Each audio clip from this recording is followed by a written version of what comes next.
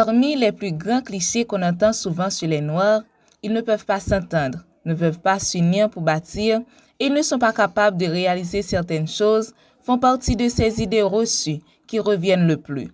La fameuse, la belle et l'inspirante histoire de Bernard Garret et Joseph Maurice nous prouve tout le contraire à ce propos.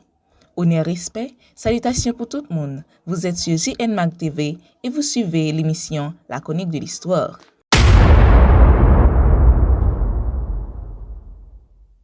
Même si nous nous privons de tout brin de victimisation, il reste et demeure un fait que les Noirs font partie de ceux qu'on a le plus méprisés, maltraités et exclus dans toute l'histoire de l'humanité.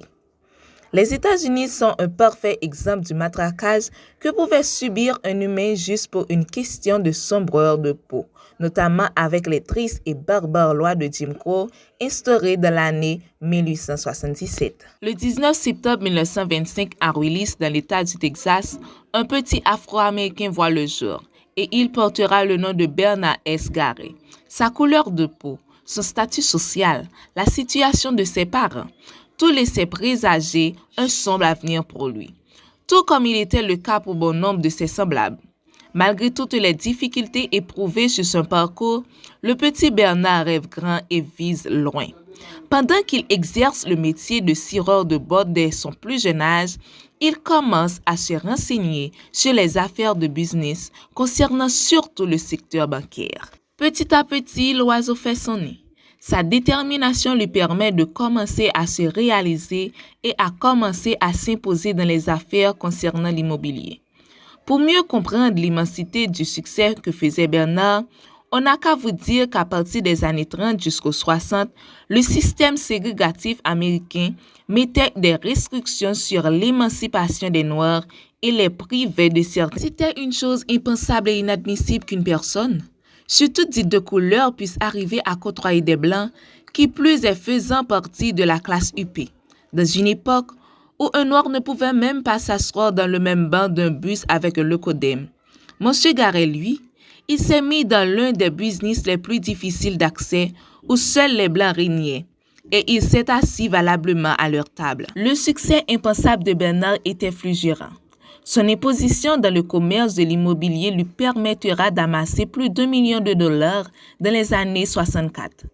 Dans l'espace de ces années, il rencontrera un autre Noir issu de la bourgeoisie afro-américaine et qui évolue dans le commerce nocturne, en l'occurrence les boîtes de nuit, Joseph P. Maurice qu'il s'appelle. Ces deux Noirs, à savoir Bernard et Joseph, s'uniront pour bâtir un plus grand empire. Une décision payante pour eux, car à la fin, ils finiront par acheter le plus grand immeuble de Los Angeles, qui porta le nom de Bankers Building, à raison de son activité principale qui était de loger des banques. Les affaires ne pouvaient pas mieux marcher pour les deux hommes d'affaires noirs, mais Bernard, se souvenant des bas-fonds où il s'en est sorti, envisagea de créer des banques pour aider financièrement les Noirs comme lui, qui ont du mal à s'émanciper économiquement par faute du système ségrégatif. Étant donné que l'oncle Sam, ultra-raciste de l'époque, n'admettrait jamais, et ceci de vive voix, que des nègres puissent s'émanciper autant jusqu'à créer des banques pour progresser et sortir de leurs contraintes, Bernard et Garret ont dû se mettre en sourdine pour laisser le devant à une personne moins foncée, pour les représenter, juste parce que c'est une chose inconvenable qu'un Noir puisse prétendre à autant de grandeur. La représentante n'était autre que Linda, la deuxième femme de Bernard. Les deux Afro-Américains iront jusqu'à même avoir deux banques dans l'État du Texas. Mais quand les Blancs super racistes de l'époque constateront que beaucoup trop de Noirs recevaient des crédits de ces banques, chose qui représentait une menace pour eux, le fait que des anciens esclaves et des sous-hommes puissent commencer à s'élever économiquement et financièrement dans la société. Ce constat amer, dirait-on, finira par démasquer Bernard et Joseph. Et Bernard finira dans un procès conduit par un sénateur démocrate raciste de l'Arkansas du nom de John L. McClellan qui l'amènera jusque dans le tribunal Eastland Facility à Long Beach. Malgré la prison qu'il a fait pour le crime de trop vouloir s'émanciper en tant que noir, Bernard continuera avec son business dans l'immobilier, notamment dans les Bahamas. L'histoire de Bernard nous donne des importantes leçons comme nos origines et nos conditions présentes ne peuvent nous empêcher de rêver grand pour le futur.